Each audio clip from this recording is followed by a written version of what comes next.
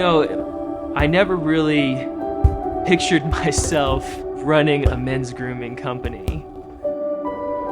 When you'd asked me when I was 12 I was going to play in the NBA or, do something like that. It's really turned out to be something super cool because it's a family business.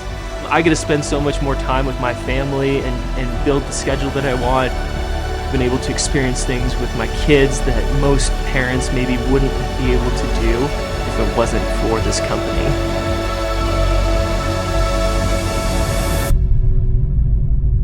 Our mission at Death Grip is to inspire men to live with purpose in constant pursuit of their true potential.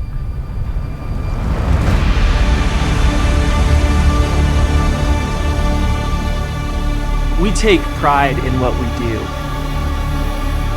Everything is the highest quality. One of our mottos at Death Grip is we're the gold standard of men's grooming, and we're going to take that in everything that we do.